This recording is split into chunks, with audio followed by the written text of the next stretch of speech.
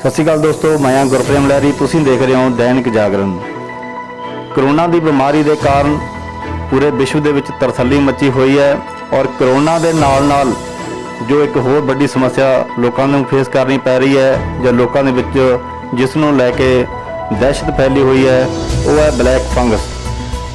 Black fungus ਹੈ ਕਿ ਇਹਦਾ ਕੀ ਇਲਾਜ ਸੰਭਵ ਹੈ ਜਾਂ ਕੀ ਕਰਨਾ ਚਾਹੀਦਾ ਹੈ, ਇਹਨਾਂ ਸਾਰੇ ਸਵਾਲਾਂ ਨੂੰ ਅਸੀਂ ਡਾਕਟਰ ਕਸ਼ਿਸ਼ ਗੁਪਤਾ ਦੇ ਸਾਹਮਣੇ ਰੱਖਾਂਗੇ। ਮੈਕਸ ਹਸਪੀਟਲ ਦੇ ਵਿੱਚ ਆਈ ਡਿਪਾਰਟਮੈਂਟ ਦੇ ਡਾਇਰੈਕਟਰ ਔਰ ਆਈ ਸਰਜਨ ਡਾਕਟਰ ਕਸ਼ਿਸ਼ ਗੁਪਤਾ ਅੱਜ ਦੈਨਿਕ ਜਾਗਰਣ ਆਫਿਸ ਪਹੁੰਚੇ ਨੇ। ਤਾਂ ਡਾਕਟਰ ਸਾਹਿਬ, ਤੁਹਾਡਾ ਬਹੁਤ ਸਵਾਗਤ। थैंक यू सो मच, बहुत बहुत शुक्रिया गुरप्रेम लहरी जी मैनू बुलाने वास्ते। सो मैं थोड़े सब नाल ये जरूर चीज़ां साझियां करूँगा कि जिहड़ी ब्लैक फंगस जिहदा रोज़ आप अखबारां विच टीवी चैनलों विच सुन रहे वो एक्चुअली है कि ब्लैक फंगस जिहड़ी है वो एक तरह की उरली है, उरली आपां कहने ना। सो वो म्यूकर माइकोसिस एक्चुअली नाम है। ये अपने वातावरण दे विच नॉर्मली भी हर वेले हुंदी है। ये ज़्यादातर जिहड़ी मरियां हुई चीज़ां है उन्होंने खत्म करन च अपनी एक वातावरण का बहुत इंपॉर्टेंट हिस्सा है। जिवें कोई मरे हुए जानवर हो गए, मरे हुए पक्षी हो गए, मरे हुए कीड़े हो गए, उन्होंने उत्ते बैठ के उन्होंने डिके करदी है, उन्होंने खत्म करदी है तो उन्होंने मिट्टी च मिला देती है। सो नॉर्मली अपने शरीर ते असर नहीं करती। ये शरीर ते उदों ही असर करती है अपनी ह्यूमन बॉडी के उत्ते जो अपना शरीर कमज़ोर पै जाए। वो कमज़ोर पैन के बहुत सारे कारण है। उन्होंने विचों एक वड्डा कारण अज की डेट दे विच कोविड है। जो कोविड की बीमारी हो जाती है तो वो वास्ते स्टीरॉयड की वरतों करनी पैंदी है। स्टीरॉयड एक खास किस्म की दवाई है जिहड़ी बहुत जरूरी है अपने ये वास्ते।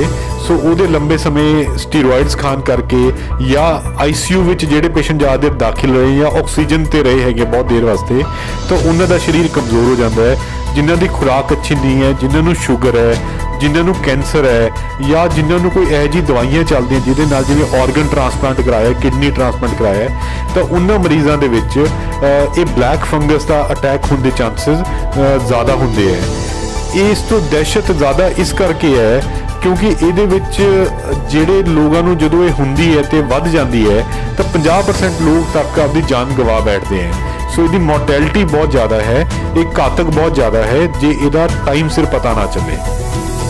मतलब ਤੁਹਾਡਾ कहना है कि ਇਹਦਾ ਇਲਾਜ ਸੰਭਵ ਹੈ, ਇੰਨਾ ਡਰਨ ਦੀ ਲੋੜ ਵੀ ਹੈ ਨਹੀਂ। ਅਗਰ ਤੁਹਾਨੂੰ ਕੋਈ ਸਮੱਸਿਆ ਆ ਜਾਂਦੀ ਹੈ ਤਾਂ ਇਹਦਾ ਇਲਾਜ ਹੋ ਸਕਦਾ ਹੈਗਾ।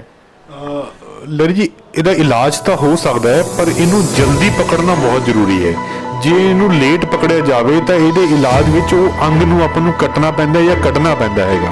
सो जिन्हों अर्ली स्टेज ते पकड़िया जाए तो इनू टीकियां दे राही जिहड़े एंटी फंगल आते हैं उहदे नाल 1 तो 3 महीने 4 महीने थोड़ा लंबे ट्रीटमेंट चलती है। उहदे नाल इनू ट्रीट किया जा सकता बिना किसी अंग नूं कड्डे। ਉਹਦੇ ਵਾਸਤੇ ਸਭ ਤੋਂ ਜ਼ਰੂਰੀ ਗੱਲ ਇਹੀ ਹੈ ਕਿ ਜਦੋਂ ਵੀ ਤੁਹਾਨੂੰ ਐ ਲੱਗੇ ਕਿ ਮੇਰੇ ਨੱਕ ਤੁਸੀਂ ਕੋਵਿਡ ਹੋਇਆ ਜਾਂ ਤੁਸੀਂ ਡਾਇਬੀਟਿਕ ਹੋ ਜਾਂ ਤੁਹਾਨੂੰ ਇਹ ਜੀ ਕੋਈ ਵੀ ਇਮਿਊਨੋ ਸਪਰੈਸੈਂਟ ਚੱਲ ਰਹੇ ਹੈ ਤਾਂ ਨੱਕ ਤੁਹਾਡਾ ਬੰਦ ਹੈ, ਨੱਕ ਭਰਿਆ ਹੋਇਆ ਹੈ, ਜਿਹੜਾ ਮੂੰਹ ਦਾ ਤੁਹਾਡਾ ਹਿੱਸਾ ਜਿਹਨੂੰ ਆਪਾਂ ਗੱਲ ਕਹਿੰਦੇ ਆ ਉਹ ਲਾਲ ਰਹਿ ਰਹੀ ਹੈ, ਉਹ ਤੇ ਹੱਥ ਲਾਉਣ ਤੇ ਦਰਦ ਕਰਦੀ ਪਈ ਹੈ ਜਾਂ ਫੁੱਲੀ ਹੋਈ ਹੈ ਜਾਂ ਦੰਦ ਵਿੱਚ ਦਰਦ ਚੱਲੇ ਜਾਂਦਾ ਲਗਾਤਾਰ, ਸੋ ਜਾਂ ਮੂੰਹ ਦੇ ਤਾਲੂ ਦੇ ਉੱਤੇ ਤੁਹਾਨੂੰ ਕਾਲੇ ਧੱਬੇ ਦਿਖਦੇ ਹੈ, ਇਹ ਸਾਰੇ ਸਾਈਨਸ ਹੈ अर्ਲੀ ਮਿਊਕਰ ਮਾਈਕੋਸਿਸ ਦੇ। ਉਸ ਤੋਂ ਬਾਅਦ ਇਹ ਹੌਲੀ ਹੌਲੀ ਫੈਲ ਕੇ ਆਪਣੀ ਅੱਖ ਦੇ ਪਿਛਲੇ ਹਿੱਸੇ ਵਿੱਚ ਚਲੀ ਜਾਂਦੀ ਹੈ। ਉੱਥੇ ਸੋਜ਼ਿਸ਼ ਹੋ ਸਕਦੀ ਹੈ, ਉੱਥੇ ਲਾਲੀ ਅੱਖ ਦਾ ਨਾ ਚੱਲ ਪਾਣਾ, ਨਿਗਾਹ ਦਾ ਘਟਣਾ, ਤੇ ਉਸ ਤੋਂ ਬਾਅਦ ਇਹ ਦਿਮਾਗ ਦੇ ਵਿੱਚ ਜਾ ਸਕਦੀ ਹੈ।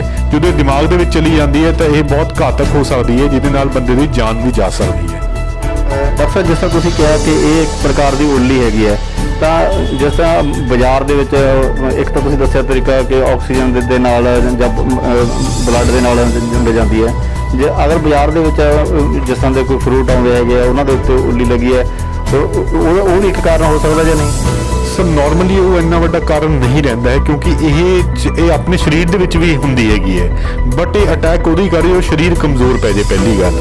ਸੋ ਜ਼ਿਆਦਾਤਰ ਇਹ ਉਹ ਫਰੂਟਸ ਜਿਹੜੇ ਹੈਗੇ ਆ ਖਾਣ ਨਾਲ ਤਾਂ ਨਹੀਂ, ਪਰ ਜੇ ਆਪਣੇ ਸਰੀਰ ਤੇ ਕਿਤੇ ਨਾ ਕਿਤੇ ਕੋਈ ਜ਼ਖਮ ਹੋਏ ਵੇ ਹੈਗੇ ਹੈ ਤੇ ਜਿਵੇਂ ਆਪਣੇ ਪੱਤੇ ਤੂੜੀ ਜਾਂ ਜਿਵੇਂ ਆਪਣੇ ਅੱਜ ਕੱਲ੍ਹ ਕਣਕ ਦਾ ਸੀਜ਼ਨ ਚੱਲਦਾ ਸੀਗਾ ਤਾਂ ਉਹਦੇ ਵਿੱਚ ਅਸੀਂ ਦੇਖਿਆ ਕਿ ਲੋਕਾਂ ਦੀ ਅੱਖਾਂ ਦੇ ਵਿੱਚ ਫੰਗਲ ਇਨਫੈਕਸ਼ਨ, ਫੰਗਲ ਅਲਸਰ ਹੋ ਜਾਂਦੇ ਹੈ। ਉਹ ਬਿਕੋਜ਼ ਇਹ ਮਰੀਆਂ ਹੋਈਆਂ ਚੀਜ਼ਾਂ ਪੱਤੇ ਬੂਟਿਆਂ ਉਹਨਾਂ ਉੱਤੇ ਜ਼ਿਆਦਾ ਹੁੰਦੀ ਹੈ। ਸੋ ਉਹ ਇਸ ਕਰਕੇ ਜਦੋਂ ਵੀ ਤੁਹਾਨੂੰ ਤੁਹਾਡਾ ਸਰੀਰ ਕਮਜ਼ੋਰ ਹੋਵੇ ਤਾਂ ਆਪਣੇ ਸਰੀਰ ਨੂੰ ਢੱਕ ਕੇ ਬਾਹਰ ਜਾਓ, ਆਪਣੇ ਮੂੰਹ ਨੂੰ ਮਾਸਕ ਨਾਲ ਕਵਰ ਕਰਕੇ ਸਹੀ ਹੈ। ਇਹ ਸਟੀਰੋਇਡ ਦੇ ਕਾਰਨ ਹੁੰਦੀ ਹੈਗੀ ਹੈ। ਪਰ ਕਰੋਨਾ ਲਗਭਗ ਪੂਰੇ ਵਿਸ਼ਵ ਦੇ ਵਿੱਚ ਵੀ ਵਿਸ਼ਵ ਦੇ ਵਿੱਚ ਹੀ ਹੈ, ਕੋਈ ਵੀ ਇਹੋ ਜਿਹਾ ਦੇਸ਼ ਨਹੀਂ ਹੈਗਾ ਜਿਹੜਾ ਇਹ ਤੋਂ ਬਚਿਆ ਹੋਵੇ, ਕਿਤੇ ਘੱਟ ਕਿਤੇ ਵੱਧ।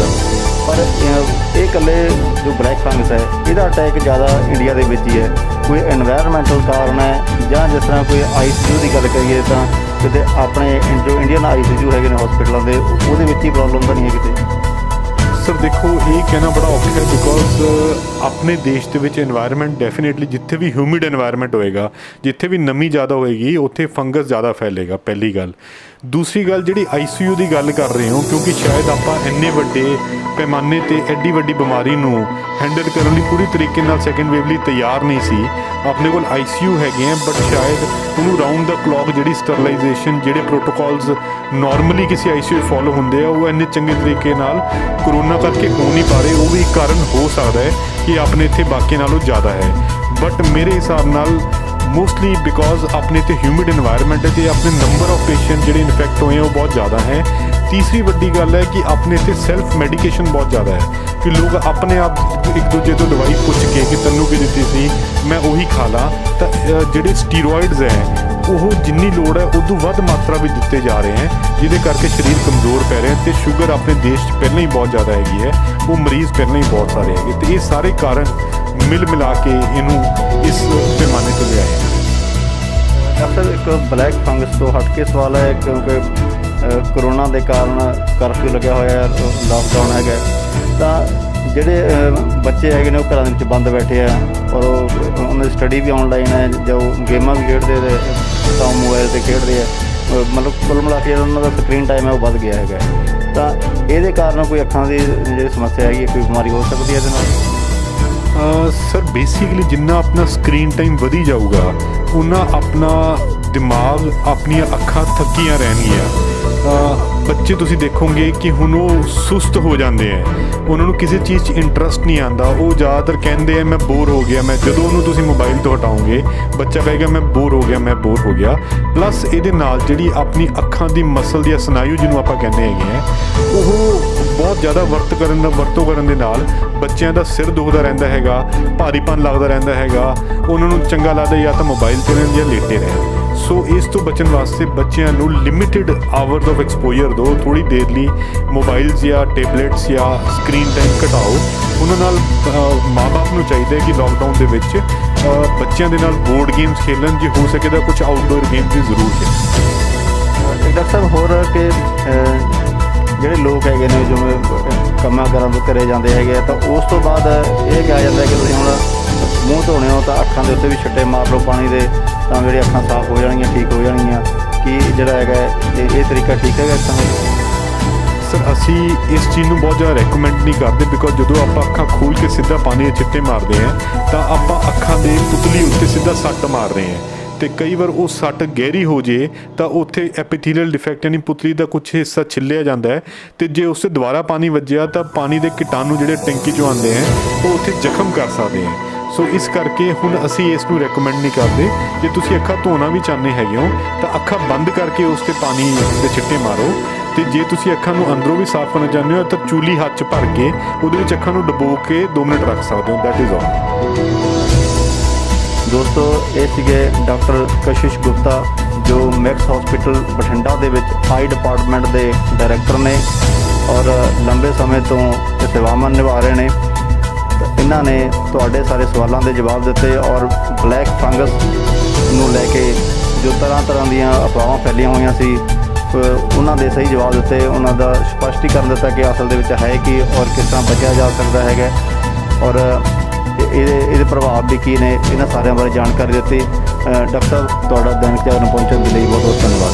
ਬਹੁਤ ਬਹੁਤ ਸ਼ੁਕਰੀਆ ਜੀ ਮੈਨੂੰ ਇੱਥੇ ਬੁਲਾਉਣ ਵਾਸਤੇ ਤੇ ਇਹ ਜਾਣਕਾਰੀ ਸਾਂਝੀ ਕਰਨ ਵਾਸਤੇ ਸਾਰੇ ਸਰੋਤਿਆਂ ਨਾਲ ਬਹੁਤ ਬਹੁਤ ਧੰਨਵਾਦ।